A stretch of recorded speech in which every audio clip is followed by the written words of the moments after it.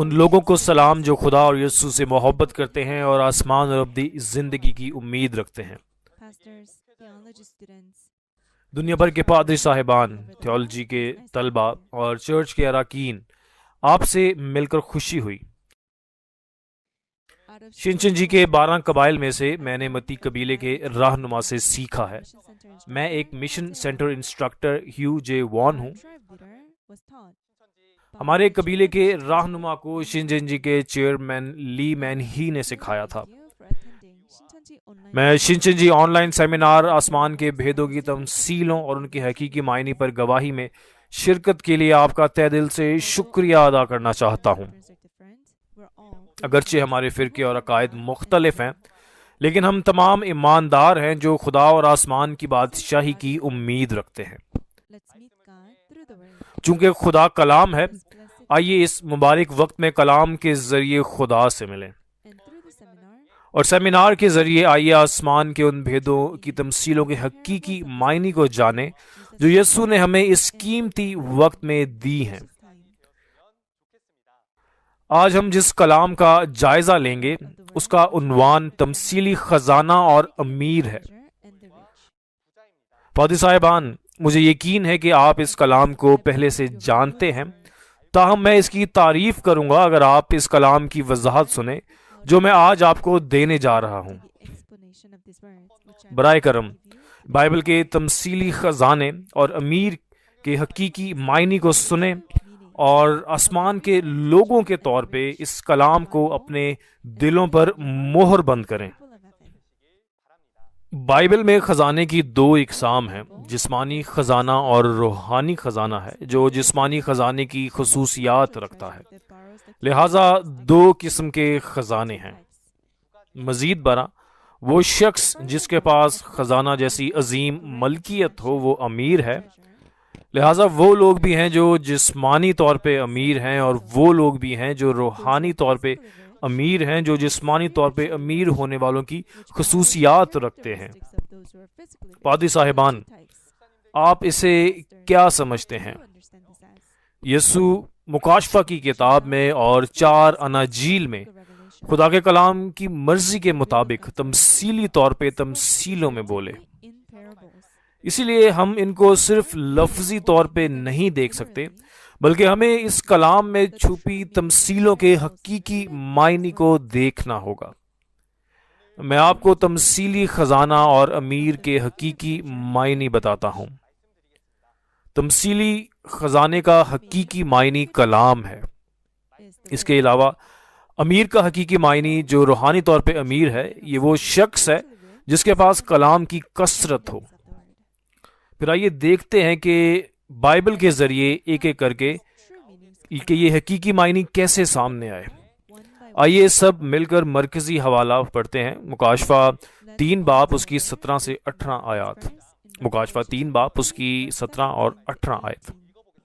اور چونکہ تو کہتا ہے کہ میں دولت مند ہوں اور مالدار بن گیا ہوں اور کسی چیز کا محتاج نہیں، اور یہ نہیں جانتا کہ تو کمبخت اور خوار اور غریب اور اندھا اور ننگا ہے، اس لیے میں تجھے صلاح دیتا ہوں کہ مجھ سے آگ میں تپایا ہوا سونا خرید لے تاکہ دولت مند ہو جائے، اور سفید پوشاک لے تاکہ تو اسے پہن کر ننگے پن کے ظاہر ہونے کی شرمندگی نہ اٹھائے، اور آنکھوں میں لگانے کے لیے سرما لے تاکہ تو بینا ہو جائے۔ آمین۔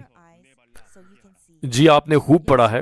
مرکزی حوالہ کو دیکھتے ہوئے ہم دیکھ سکتے ہیں 7 کلیسیاؤں کے رسولوں میں سے لودیکیا کی کلیسیا میں رسول کہتا ہے کہ میں امیر ہوں اور مجھے کسی چیز کی ضرورت نہیں۔ یہ رسول کہہ رہا ہے کہ وہ خود سے امیر ہے۔ یہ کس قسم کا امیر ہے؟ جی ہاں، یہ خود دعوے دار امیر ہے۔ تاہم اہم بات یہ ہے کہ یسوع کی نظر میں لودیکیا کی کلیسیا کا رسول امیر نہیں ہے، وہ در حقیقت غریب ہے۔ اور پھر یسوع نے کہا کہ مجھ سے آگ میں تپایا ہوا سونا خریدو تاکہ تم امیر بن سکو۔ اگر لودیکیا میں رسول جسمانی طور پر غریب، نابینا اور برہنہ ہوتا تو لودیکیا کی کلیسیا میں رسول کے لیے کوئی راستہ نہ ہوتا کہ وہ یہ نہ جان سکے کہ وہ غریب، اندھا اور ننگا ہے۔ تو پھر یہ ظاہر کرتا ہے کہ یہ جسمانی امیر کے بارے میں بات نہیں کی جا رہی، یہ تمثیل میں ایک پیشن گوئی ہے۔ یہ ایک تمثیلی امیر ہے۔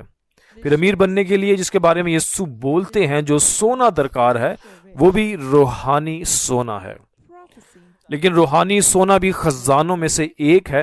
تو آئیے جانتے ہیں کہ تمثیلی خزانہ کیا ہے۔ تمثیلی خزانے کے حقیقی معنی کو سمجھنے کے لیے ہمیں جسمانی خزانے کی خصوصیات کو سب سے پہلے جاننا ہوگا، اور اس کی وجہ یہ ہے کہ تمثیلی خزانہ جسمانی خزانے کی خصوصیات کو استعمال کرتا ہے۔ لہٰذا اگر ہم جسمانی خزانے کی خصوصیات کو جانتے ہیں تو ہم روحانی خزانے کے حقیقی معنی کو آسانی سے سمجھنے کے قابل ہو جائیں گے، اور ہم جان پائیں گے کہ روحانی خزانے کا مطلب کیا ہے۔ جب آپ خزانہ کہتے ہیں تو آپ کے ذہن میں کیا آتا ہے؟ سونا، چاندی، نیلم، مختلف قسم کے زیورات ہیں، ٹھیک ہے۔ پھر جسمانی خزانے کی خصوصیات کیا ہیں؟ وہ قیمتی اور مہنگا ہوتا ہے نا؟ اور اس کی وجہ یہ ہے کہ لمبا عرصہ گزر جانے کے باوجود خزانہ نہ تو تبدیل ہوتا ہے اور نہ ہی کسی کو آسانی سے مل سکتا ہے، اس لیے یہ قیمتی ہوتا ہے۔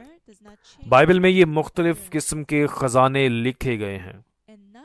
بائبل میں جسمانی خزانہ ہم دیکھ سکتے ہیں، سونا، چاندی، موتی وغیرہ ہے، لیکن ان سب کو ملا کر ہم انہیں خزانہ کہہ سکتے ہیں۔ اور اب تک جب ہم نے خزانے کے بارے میں سوچا تو ہم صرف جسمانی خزانے کے بارے میں سوچتے تھے، لیکن بائبل میں جو خزانہ ہے وہ جسمانی بھی ہے اور روحانی بھی ہے، اور ہمیں ان کے بارے میں مل کر سوچنا ہے اور ان کے روحانی معنیوں کو جاننا ہے، ان کے تمثیلی معنیوں کو جاننا ہے۔ پھر آئیے دیکھتے ہیں کہ امثال 25 باب اس کی 11 تا 12 آیات میں کیا لکھا ہے۔ آئیے پڑھتے ہیں امثال 25 باب اس کی 11 تا 12 آیات۔ با موقع باتیں روپیلی ٹوکریوں میں سونے کے سیب ہیں، دانا ملامت کرنے والے کی بات سننے والے کے کان میں سونے کی بالی اور کندن کا زیور ہے۔ آمین۔ جی آپ نے خوب پڑھا ہے، ایک کلام جو مناسب طریقے سے بولا گیا ہے وہ سونے کے سیب کی طرح ہے، اور سننے والے کانوں پر عقل مند آدمی کی ملامت سونے کی بالی یا عمدہ سونے کے زیور کی طرح ہے۔ یہاں جسمانی سونے کی بات نہیں کی جا رہی۔ سونا خزانہ کا استعمال کرتے ہوئے کلام کو تمثیلی طور پر دکھایا گیا ہے۔ ایک کلام جو مناسب طریقے سے بولا گیا ہے یا ایک عقل مند آدمی کی ڈانٹ ڈپٹ جیسا کہ سونے کو کوئی تبدیل نہیں کر سکتا، یہ خدا کے کلام کی طرف اشارہ ہے۔ یہ کلام بہت قیمتی ہے، یہ تبدیل نہیں ہو سکتا، اس لیے یہ سونے کی مانند ہے۔ انسان کا کلام بدل جائے گا، تاہم سونے کی مانند خدا کا کلام کبھی نہیں بدلتا۔ اس کے بعد زبور 12 باب اس کی 6 آیت میں یہ لکھا ہے کہ خداوند کا کلام پاک ہے، اس چاندی کی مانند جو بھٹی میں مٹی پر تائی گئی اور 7 بار صاف کی گئی ہو۔ اس نے پاک کیا ہے، یعنی اس میں کوئی ناپاک چیز نہیں ملی اور یہ بالکل صاف ہے۔ خدا کا کلام کسی اور چیز کے ساتھ نہیں ملا ہوا، یہ بہت پاکیزہ ہے۔ یہی وجہ ہے کہ وہ چاندی کی مانند ہے جسے مٹی کی بھٹی میں 7 بار پاک کیا جاتا ہے۔ اگر اسے مٹی کی بھٹی میں ڈال کر 7 مرتبہ پاک کیا جائے تو اس میں کوئی نجاست نہیں رہے گی، ٹھیک ہے۔ چاندی جس کو 7 مرتبہ صاف کیا گیا ہے وہ بھی خزانوں میں سے ہے، اس لیے یہ بھی کلام کی طرف اشارہ کرتا ہے۔ یہاں تک کہ ہماری روزمرہ کی زندگی میں کسی محبوب شخص یا کسی چیز سے ہم کہتے ہیں کہ یہ میرا پہلا خزانہ ہے، ٹھیک ہے۔ اسی طرح خدا جس چیز کی قدر کرتا ہے وہ سچائی کا کلام ہے، لیکن نہ صرف سچائی کا کلام بلکہ ایک شخص جس کے پاس خدا کا یہ سچا کلام موجود ہے وہ بھی خزانے کی مانند ہے۔ اسی طرح نوحہ 4 باب اس کی 2 آیت میں سیون کے بیٹے قیمتی ہیں اور سیون کے یہ قیمتی بیٹے سونے کی مانند ہیں۔ صیون کے بیٹے کون ہیں جو یہاں ظاہر ہوتے ہیں؟ یہ غیر قوموں کا حوالہ نہیں دیا جا رہا، یہ خدا کے لوگوں کا حوالہ دیا جا رہا ہے۔ جو خدا کے لوگ ہیں، ان لوگوں کو، خدا کے لوگوں کو دوسری قوموں سے ممتاز کیا گیا ہے، اور چونکہ انہوں نے خدا کا کلام قبول کیا، ان کے پاس خدا کا کلام تھا، اور ان لوگوں کو سونا کہا جاتا ہے، اور اسی طرح یسوع کو بھی سونا کہا جاتا ہے، زیور کہا جاتا ہے۔ اور آئیے اب دیکھتے ہیں کہ پہلا پطرس 2 باب اس کی 4 تا 5 آیات میں کیا لکھا ہے۔ آئیے پڑھتے ہیں پہلا پطرس 2 باب اس کی 4 تا 5 آیات۔ اس کے یعنی آدمیوں کے رد کیے ہوئے پر خدا کے چنے ہوئے اور قیمتی زندہ پتھر کے پاس آ کر تم بھی زندہ پتھروں کی طرح روحانی گھر بنتے جاتے ہو، تاکہ کاہنوں کا مقدس فرقہ بن کر ایسی روحانی قربانیاں چڑھاؤ جو یسوع مسیح کے وسیلہ سے خدا کے نزدیک مقبول ہوتی ہیں۔ آمین۔ جی آپ نے خوب پڑھا ہے۔ چنانچہ یہاں یسوع کا ذکر کرتے ہوئے لکھا گیا ہے کہ وہ ایک قیمتی زندہ پتھر ہے۔ قیمتی زندہ پتھر مطلب وہ ایک زیور ہے، ٹھیک ہے، لیکن یہ لکھا ہے کہ تم بھی ایک روحانی گھر بنتے جاتے ہو جیسے زندہ پتھر۔ لہٰذا یہ صرف یسوع ہی نہیں ہے جو ایک زیور کی طرح ہیں، بلکہ یسوع کے 12 شاگرد بھی 12 جواہرات ہیں۔ روحانی خزانے کا حقیقی معنی کلام ہے۔ مزید برآں کلام کے ساتھ ایک شخص خزانہ کی طرح ہے، اسی طرح پھر ایک ایماندار جس کے پاس خدا کا کلام ہے وہ خزانے کی مانند قیمتی ہے۔ لہٰذا پیارے پادری صاحبان، الہیات کے طلبہ اور جماعت کے اراکین، سیمینار کے اس وقت کے ذریعے ہمیں بھی اپنے آپ کو خدا کے کلام سے بھرپور طریقے سے بھرنا چاہیے اور خدا کا قیمتی خزانہ بننا چاہیے۔ اس کے بعد آئیے ایک حوالہ پڑھیں جو متی 25 باب اس کی 14 تا 15 آیات میں خزانے کے بارے میں لکھا گیا ہے۔ آئیے پڑھتے ہیں متی 25 باب اس کی 14 تا 15 آیات۔ کیونکہ یہ اس آدمی کا سا حال ہے جس نے پردیس جاتے وقت اپنے گھر کے نوکروں کو بلا کر اپنا مال ان کے سپرد کیا، اور ایک کو 5 توڑے دیے، دوسرے کو 2 اور تیسرے کو 1، یعنی ہر ایک کو اس کی لیاقت کے مطابق دیا، اور پردیس چلا گیا۔ آمین۔ جی آپ نے خوب پڑھا ہے۔ یہ آسمان کی بادشاہی کے حوالے سے ایک تمثیل ہے۔ سب سے پہلے ایک آدمی ہے، اور اگر آپ آگے پڑھیں تو ہم کہہ سکتے ہیں کہ مالک ہے جو ظاہر ہوتا ہے، اور اس مالک کو سفر پر جانا ہے تو وہ اپنے نوکروں کو بلا کر اپنا مال ان کے سپرد کر دیتا ہے، اور وہ پھر چلا جاتا ہے۔ یہ مالک کون ہے؟ یہ یسوع ہے۔ یسوع نے وعدہ کیا کہ وہ جگہ تیار کرنے جاتا ہے اور پھر واپس آئے گا، اور یہ ظاہر کرتا ہے کہ یسوع جو وعدے کے مطابق واپس آتا ہے وہ یہاں کا مالک ہے، اور یسوع اپنے بندوں کو ان کی لیاقت کے مطابق مال ان کے سپرد کرتے ہیں۔ حاضرین، جو توڑا ہم یہاں دیکھتے ہیں، کیا آپ اس توڑے کو جانتے ہیں؟ بہت سے لوگ اس توڑے کو کسی قسم کی مہارت سمجھتے ہیں، لیکن توڑا دراصل پیسے کے توڑے، سونے کے توڑے کی بات کرتا ہے۔ یہ پیسے کی پیمائش کی اکائی ہے۔ لہذا اس نے نوکروں کو بلایا، اور جو کچھ اس نے انہیں دیا وہ قابلیت یا ہنر نہیں تھا، بلکہ اس نے انہیں سونا دیا۔ اس طرح یسوع نے نوکروں کو 5 توڑے سونا، 2 توڑے سونا اور 1 توڑا سونا دیا، اور جس نوکر کو 5 توڑے سونا اور 2 توڑے سونا ملا وہ فوراً چلے گئے اور جتنا ملا اس سے زیادہ پیدا کیا۔ تاہم جس نوکر کو 1 توڑا ملا اس نے اسے زمین میں گاڑ دیا اور مالک کی رقم چھپا دی۔ جب یسوع واپس آئے تو ان لوگوں سے حساب کتاب کیا جن کو اس نے مال سونپا تھا، اور جن لوگوں نے 5 اور 2 توڑے حاصل کیے تھے انہوں نے ان سے اور زیادہ پیدا کیے، اس لیے ان کی تعریف کی گئی کہ انہوں نے اچھا کام کیا۔ لیکن جس نے ایک توڑا حاصل کیا اس نے اور زیادہ پیدا نہ کیا، اس لیے جو کچھ اس کو دیا گیا تھا وہ اسے چھین لیا گیا، اور وہ بیکار کہلایا، اور اسے اندھیرے میں پھینک دیا گیا جہاں رونا اور دانت پیسنا تھا۔ یہاں ہم سونا دیکھتے ہیں جو خزانے میں سے ایک ہے جو آج ہم نے سیکھا ہے۔ حاضرین، آپ جو اس کلام کو سن رہے ہیں، سونے کا وہ توڑا جو یسوع نے نوکروں کو دیا، کیا آپ سمجھتے ہیں کہ یہ جسمانی سونا ہے؟ یہ جسمانی سونا نہیں ہے، یہ روحانی سونا ہے جو کلام ہے جو ان لوگوں کو دیا گیا۔ پھر جب نوکروں کو کلام موصول ہوا جو سونے کی مانند ہے، اگرچہ مقدار مختلف ہے، انہیں زیادہ پیدا کرنے کی پوری کوشش کرنی ہوگی۔ یہاں سونا کلام کی طرف اشارہ کر رہا ہے، اس لیے اس سے پیدا کرنے کا کیا مطلب ہے؟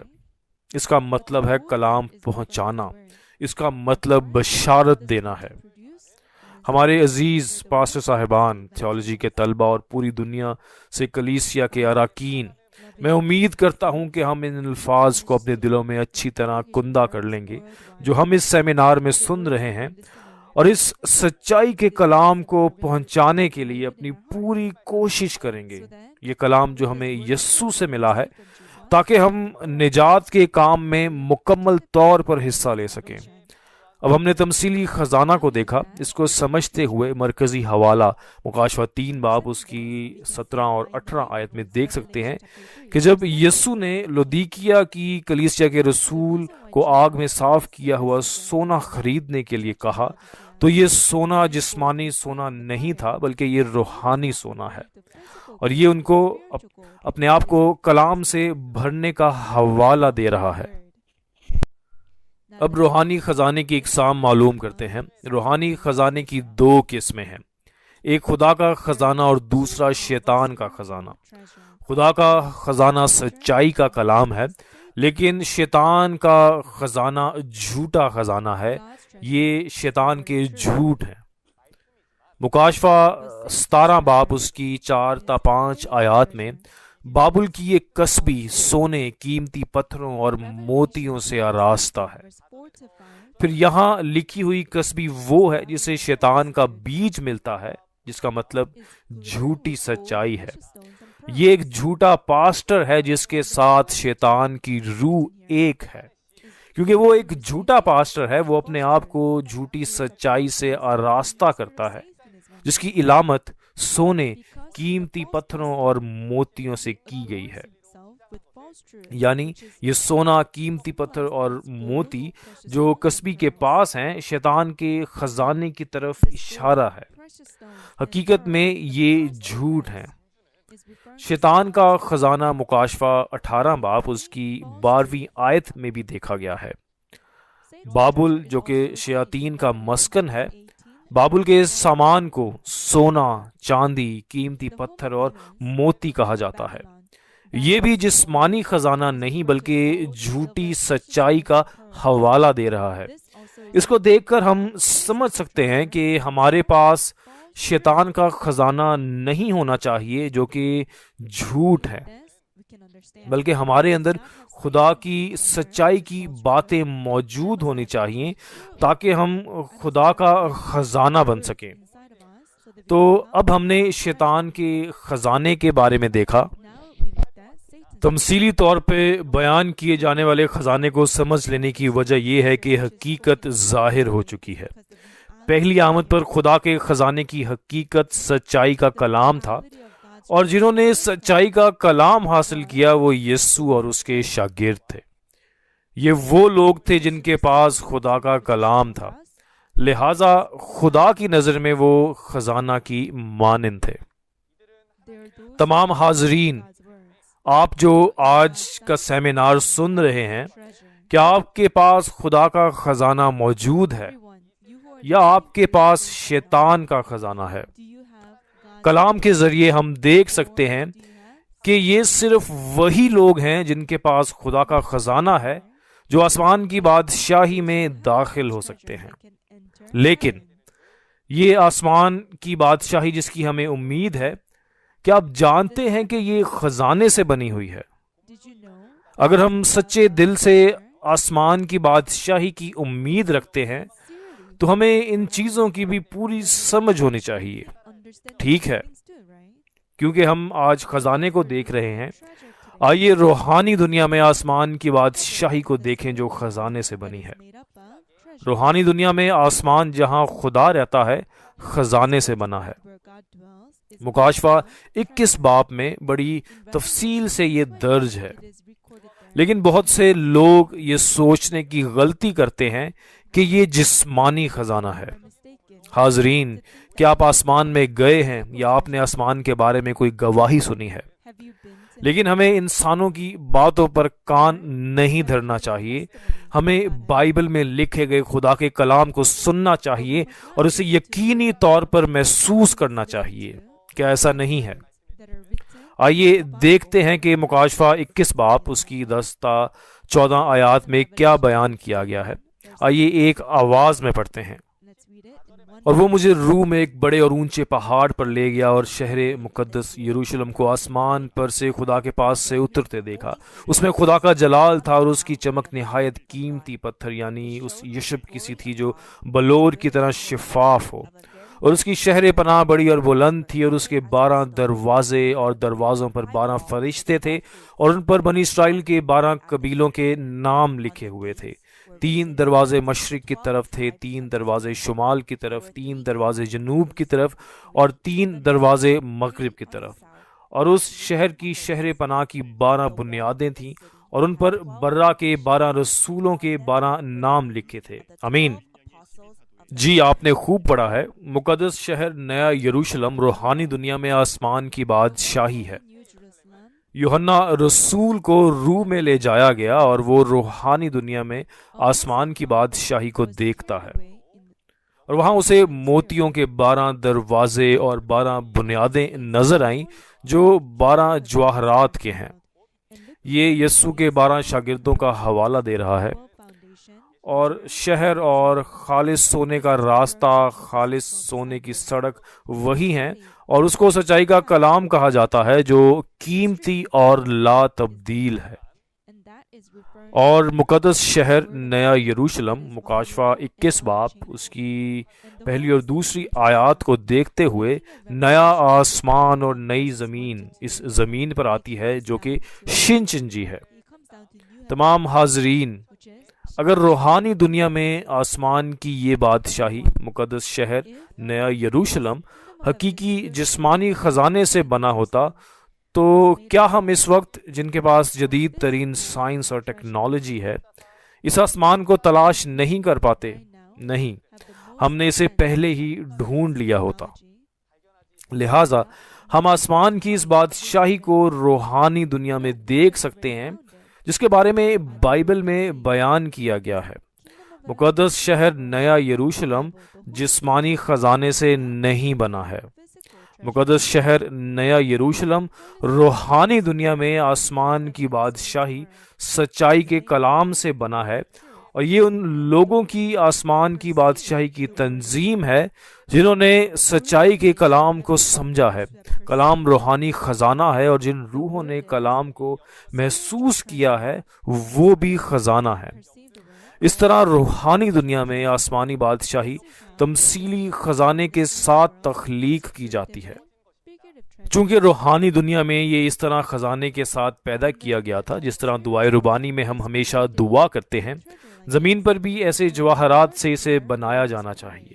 صحیح، متی 6 باب اس کی 10ویں آیت میں یہ لکھا ہے کہ تیری مرضی جیسے آسمان پر پوری ہوتی ہے زمین پر بھی ہو۔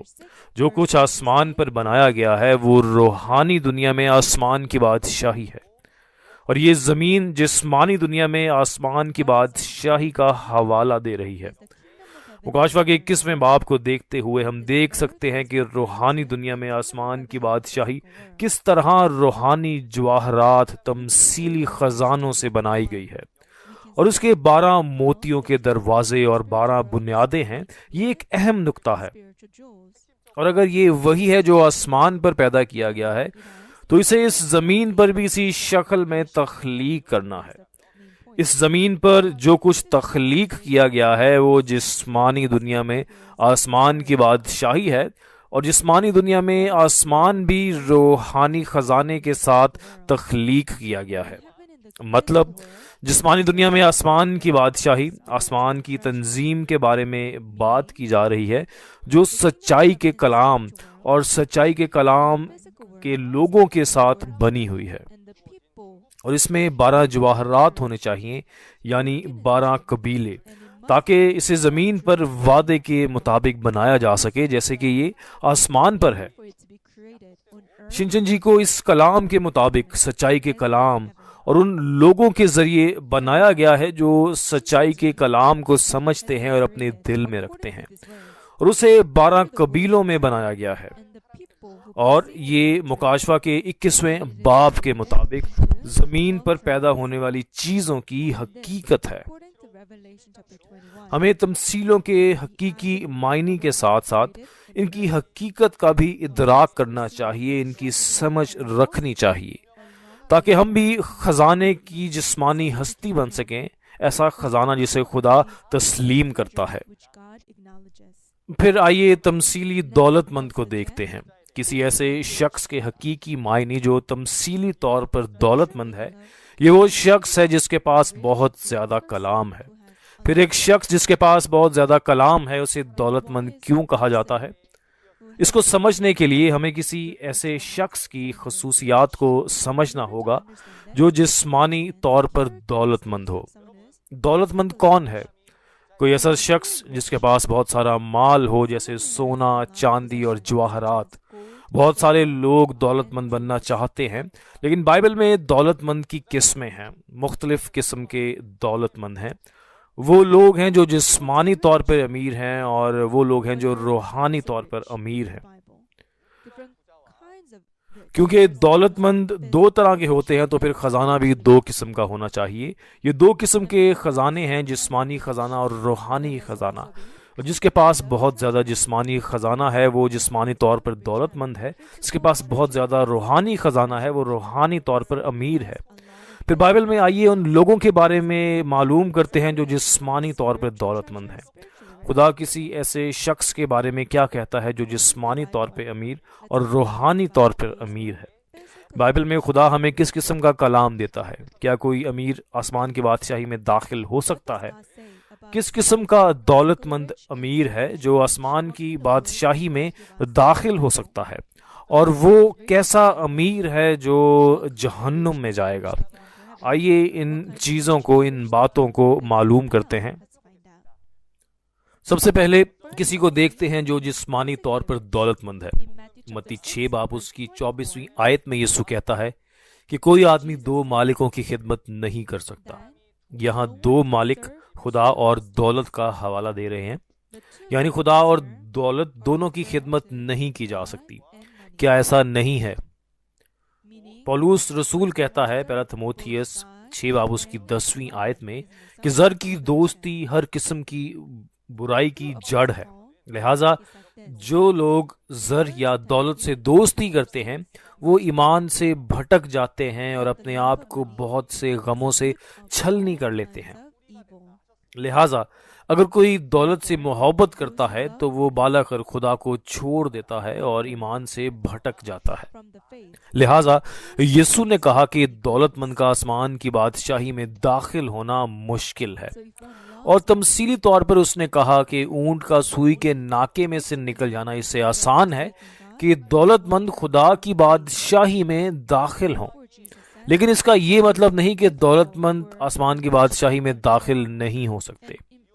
اس کا مطلب یہ ہے کہ آسمان کی بادشاہی میں جانے کے لیے اپنی دولت کی محبت سے چھٹکارا حاصل کرنا ہوگا۔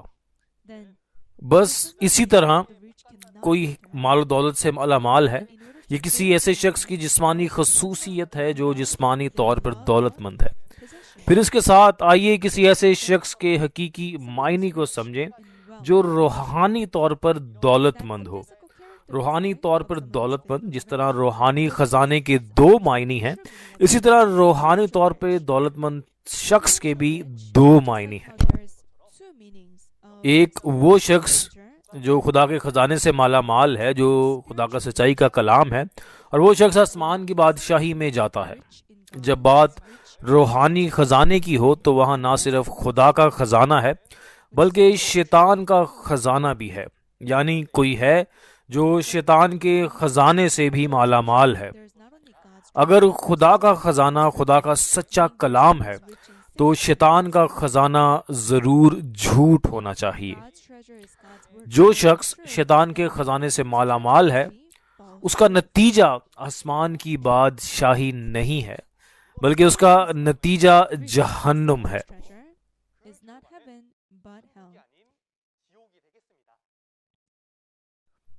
مکاشفہ 6 باب اس کی 15ویں آیت میں یہ لکھا ہے، اور زمین کے بادشاہ اور امیر اور فوجی سردار اور مالدار اور زوراور اور تمام غلام اور آزاد پہاڑوں کی غاروں اور چٹانوں میں جا چھپے۔ یہ وہ ہیں جن کا انصاف خدا اور یسوع کے ذریعے کیا جائے گا، لیکن اس عدالت سے بچنے کے لیے یہ پہاڑوں کی غاروں اور چٹانوں میں چھپے ہوئے ہیں۔ یہاں جو امیر ہمیں ملتے ہیں وہ جسمانی امیروں کی بات نہیں کی جا رہی، یہ وہ لوگ ہیں جو روحانی طور پر شیطان کے خزانے سے مالا مال ہیں، جن کے پاس جھوٹی سچائی کی کثرت ہے اور ان کا نتیجہ عدالت پانا اور جہنم میں جانا ہے۔ تو اب ہم نے شیطان کے امیر کو دیکھا، پھر جو اہم حوالہ ہم نے دیکھا اس میں بھی تمثیلی امیر حقیقت میں ظاہر ہوا۔ پہلی آمد پر جو لوگ خدا کے خزانے سے مالا مال تھے وہ یسوع اور 12 شاگرد تھے۔ پھر یسوع اور 12 شاگرد خدا کے کلام سے بھر گئے اور ان کا نتیجہ آسمان کی بادشاہی ہے۔ پھر ہمارے پیارے پاسٹرز، تھیولوجی کے طلبہ اور کلیسیا کے ارکان، ہمیں بائبل کو بطور آئینہ استعمال کرنا چاہیے اور دیکھنا چاہیے کہ کیا میں خدا میں امیر ہوں یا کیا میں شیطان میں امیر ہوں۔ ہمیں اپنے آپ کا جائزہ لینا چاہیے۔ اس کے علاوہ ہمیں خدا کے حقیقی چرواہے سے ملنا چاہیے اور خود کو سچائی کے کلام سے بھرنا چاہیے اور آسمان کی بادشاہی میں داخل ہونا چاہیے اور خدا کے فرزندوں کے طور پر ہمیشہ کی زندگی کی برکات کو حاصل کرنا چاہیے۔ اب آئیے ان الفاظ کے اختتام کو دیکھتے ہیں۔ تمثیلی خزانہ خدا کے کلام کو کہا جاتا ہے جو سونے کی طرح تبدیل نہیں ہوتا، اور تمثیلی امیر وہ لوگ ہیں جن کے پاس بہت زیادہ کلام ہے، اور خدا کا کلام تمثیلی طور پر خزانہ کی طرح ہے۔ حقیقت میں یہ خدا کے کلام کی طرف اشارہ کر رہا ہے جو ہماری روح کو زندگی بخشتا ہے۔ اس کا موازنہ اس دنیا کے کسی اور خزانے سے نہیں کیا جا سکتا۔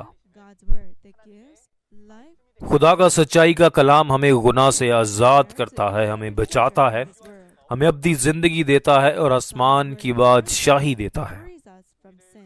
لہٰذا ہمیں کسی بھی جسمانی خزانہ کے لالچ سے چھٹکارا حاصل کرنا چاہیے جو ہمارے پاس ہے، اور ہمیں جھوٹے خزانے سے چھٹکارا حاصل کرنا چاہیے جو کہ جھوٹا سچ ہے۔ ہمیں خدا کے کلام میں امیر ہونا چاہیے اور نجات حاصل کرنی چاہیے۔ کیا آپ نے آج کا کلام اچھی طرح سنا ہے؟ آئیے ہم سب آسمان کے بھیدوں کو جانیں۔ یسوع نے کہا، اگر کوئی آسمان کے بھیدوں کو نہیں جانتا تو وہ آسمان کی بادشاہی میں داخل نہیں ہو سکتا۔ اس وقت آسمان کے بھیدوں کی تمثیلوں کی سچی گواہی صاف طور پہ دی جا رہی ہے، کیونکہ یسوع نے جو تمثیلیں دیں وہ مقررہ وقت پر وعدے کے مطابق حقیقت میں ظاہر ہوئی ہیں۔ ہمیں یہ بات جاننی چاہیے، یہ صاف صاف طور پہ جاننی چاہیے۔ اگلی بار ہم تمثیلی پانی، چشمہ اور دریا کے بارے میں سیکھیں گے، اور شنچن جی کے 12 قبائل کا ایک اور لیکچرار آئے گا اور اس کی گواہی دے گا، اور اگلا لیکچرار مجھ سے زیادہ بہترین انسٹرکٹر ہے۔ لہٰذا سب براہ کرم غور سے سنیں اور زبردست فہم حاصل کریں۔ پاسٹرز، الہیات کے طلبہ اور جماعت کے اراکین، کلام کو سننے کے لیے اور اپنا قیمتی وقت دینے کے لیے آپ کا بہت شکریہ۔ خدا جو ہمیں دیکھ رہا ہے وہ بہت خوش ہوگا۔ آخر میں، کیونکہ ہم خدا اور یسوع میں ایک ہیں، آئیے ہم ایک ہیں کا نعرہ لگاتے ہیں۔ جب میں کہوں گا کہ ہم ایک ہیں، تو براہ کرم اپنی انگلی اس طرح سے اٹھائیں اور ایک ساتھ ہم پکاریں گے. finger like this and shout it out together.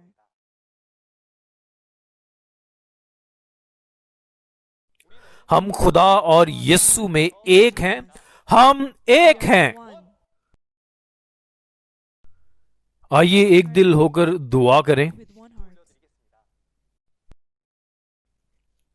خدا باپ، Father God, آسمانوں اور زمین اور تمام مخلوقات کے خالق، ہم آپ کا شکریہ ادا کرتے ہیں. heavens and the earth, اے باپ، all آپ نے ہمیں یہ قیمتی زندگی عطا کی ہے اور آپ نے ہمارے قدموں کی رہنمائی کی ہے you've guided our تاکہ ہم آپ کی قیمتی باتیں سن سکیں. for this. اس فضل کے لیے ہم آپ کو بے حد جلال اور شکر پیش کرتے ہیں. Our Father God, اے ہمارے خدا باپ، you've allowed this آپ نے ہمیں آسمان کے بھیدوں کو جاننے کی اجازت دی ہے. this براہ کرم پیارے صاحبان، can perceive الہیت کے طلبہ اور جماعت کے تمام اراکین کو فضل اور فہم عطا کر تاکہ ہم اس کلام کو پوری طرح سمجھ سکیں اور اس کلام کو اپنے دلوں پر مہر کر سکیں جو مکاشفہ میں آسمان کے بھید ہیں. your reign. اور اے خدا، براہ کرم اپنے فرزندوں کی طرح نئے سرے سے پیدا ہونے کے لیے ہمارے ساتھ ہو تاکہ آپ کی بادشاہی کے تمام دن جلد آ سکیں. At a time like اے ہمارے خدا باپ، ہم یقین رکھتے ہیں کہ تمام تخلیق اب نئی کی جا رہی ہے. اس طرح کے وقت میں ہمارے باپ، آپ کو سارا جلال ملے live with you, اور اس زمین پر تمام انسانوں کو ایسا بنا دیں جو ہمیشہ آپ کے ساتھ رہ سکیں. we pray ہم دعا کرتے ہیں کہ آپ ہماری دعا سنیں گے اور ہم مقدس اور مہربان یسوع کے نام پر دعا کرتے ہیں. آمین. آخر تک سننے کا بہت بہت شکریہ.